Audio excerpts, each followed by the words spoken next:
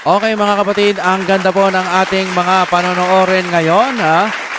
Huwag niyo pong kalimutan na mag-like kayo, pumindot po kayo dyan mga kapatid. PBBM, tila nadismaya sa pahayag ni Senador Amy Marcos na non-existent ang relasyon nila. No?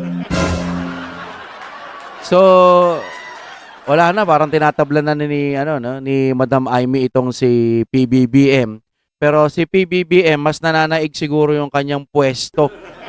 No? Kasi si Madam Amy, binulgar niya na eh. Galing na mismo sa kapatid eh. Kasi kung talagang walang kasalanan itong si PBBM at hindi talaga siya gumagamit, gaya ng sinasabi po ng Madam Amy, edi sana sinampahan niya na ng kaso itong si Madam Amy. Pero hindi niya sinampahan eh. Kasi baka pag sinampahan, baka magkaroon ng hair follicle test. Baka mabuking kung ano man yun. Diba?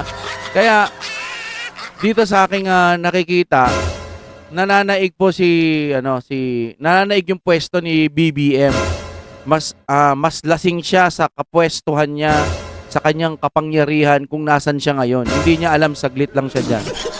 Depende na lang kung madadagdagan yung kanyang termino. Amy Marcos, no? Okay, here we go. Non-existent.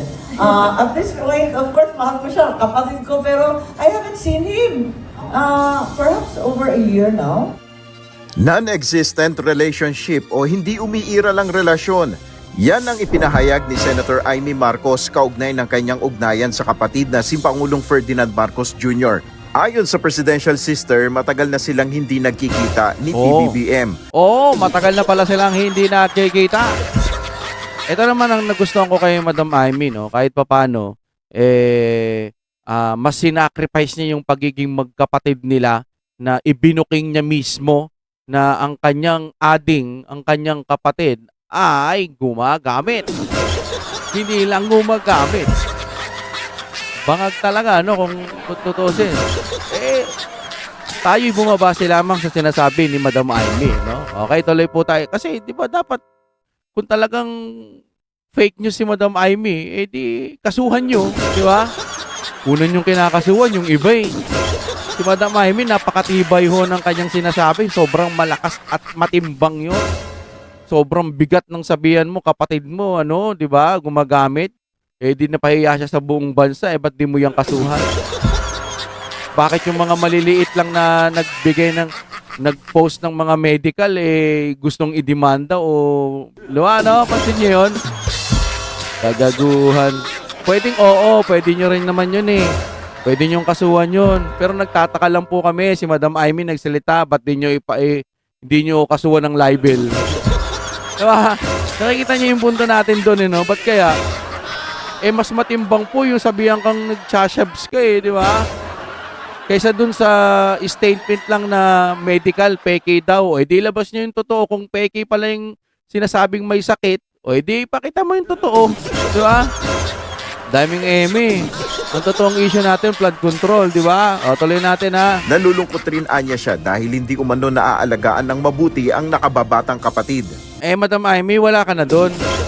Ang mga tao talaga lumalaki at sila ay nagkakaroon ng pamilya. Ngayon, kung di naalagaan yun, hindi mo na kasalanan yun. Hindi mo na obligasyon yun, ma'am. Ang tao kasi may kanya-kanyang pag-iisip yan kung saan siya pupunta.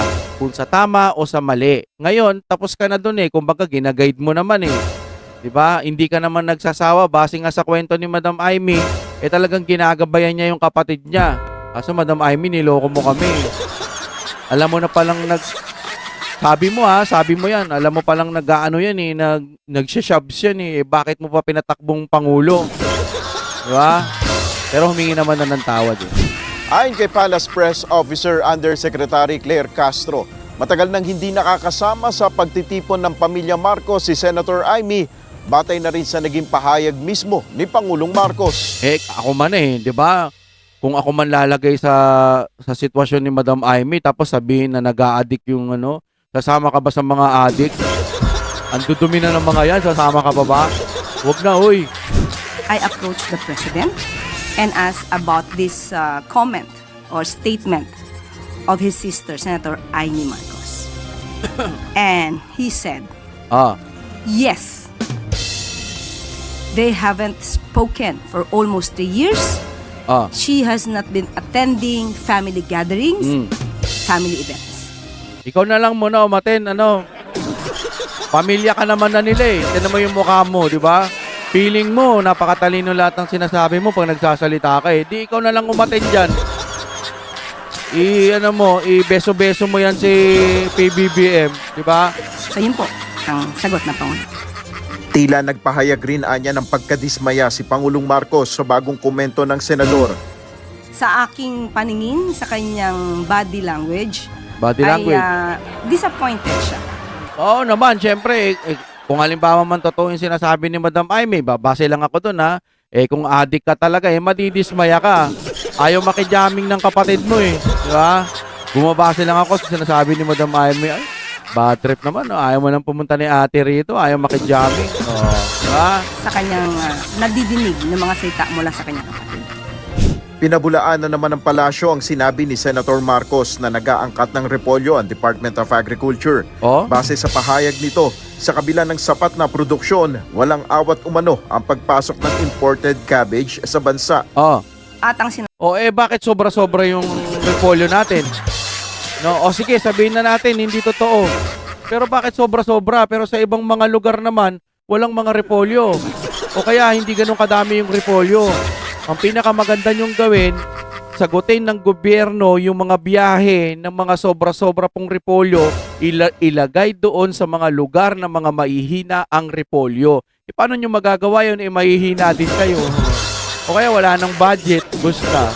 Base lang ho ito sa opinion ko ha.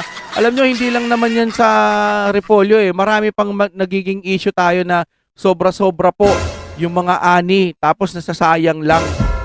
Kung ang sana gawin ng gobyerno, bukod sa ipamigay doon lang sa lugar, puntahan yung mga malalayong lugar, isagot muna ng ating Pangulo yung, minsan lang naman yan eh. Ilang milyon lang naman mawawala, trillion-trillion yung inaakusa sa mga gobyerno ngayon. Madaming nawawala, di ba?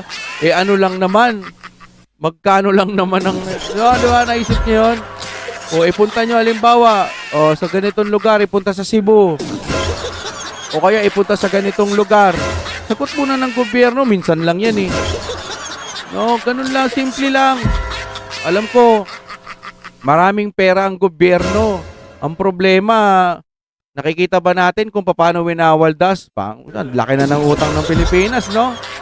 Parang nakita ko dun sa Manila Bulletin, umabot na raw ng 1 trillion kung first quarter pa lang. O yung repolyo hindi nyo maasikaso. Nasasayang lang, di ba? Sabi po niya ay wala pong katotohanan ang sinasabi ni Senator Aimee Marcos. Di kasuhan nyo si Aimee Marcos. Hindi yung kinakasuhan nyo, yung medical. O kaya yung NBA nyo nagpapakalat ng video ngayon na parang naririnig yung boses nung nagmumura-mura. Nagbabanta-banta. 400 accounts daw, ewan ko. Kung ano mga pinag-aasikasan nyo, ito na si Madam Aimee, pinipake news kayo. Kung halimbawang fake news, hindi pala totoo yung sinasabi ni Madam Aimee, bakit din nyo kasuhan? Namimili kayo ng kinakasuhan. Si Madam Aimee, ang dami nang sinasabi sa inyo. Kasabihin nyo lang, fake news si Madam Aimee. Pero pag kaya nyo, kayang-kaya nyo lang kasukasuhan at ay balon-balunan, kayang-kaya nyo. Pero si Madam Aimee, ba't di nyo makasuhan? Ay. Hindi po daw nag-aangkat ang DA ng repolyo. Kasi kung mag-aangkat man, hindi naman sila aamin. Mag-i-import dito. Aaminin ba nila? Di sabihin. Kaya pala, dumadami ang mga repolyong nasisira kasi nag-aangkat. Wag na lang natin aminin. Base lang ho yan sa opinion ko, Nel Maribuhok, UNTV News and Rescue. Diyos ang aming sandigan, serbisyo publiko ang aming pinahalagahan. Ayan, maraming salamat sa ating UNTV. Napakaganda ng inyong balita patungkol po dyan sa repolyo. Angkat-angkat at nadisma na yan daw si BBM. Okay lang yan, sir. Kung sakaling totoo man yung sinasabi ni Madam Aimee na nag-a-addict ka daw, totoo lang, tama lang na madismaya ka. Namimiss mo na rin siguro si ate mo, no? Kung ano mga pinagsasabi sa'yo. Demanda mo, di ba? Ito, kinakaya-kaya nyo lang yung ibang mga nagpo-post ng mga, pwede nyo naman, ay mali yung nakuha niyang ano, yung medical. Ba't niya pinost yun? Ito talaga ang totoo. Ba't di kayo maglabas? Dami niyong Emmy. Blood control ang problema ng ating bayan. Yun po sana ang ating pag-usapan. Hindi yung kung ano-anong impeachment na pinaghahandaan pa ng Senado. Baka gumastos na naman kayo.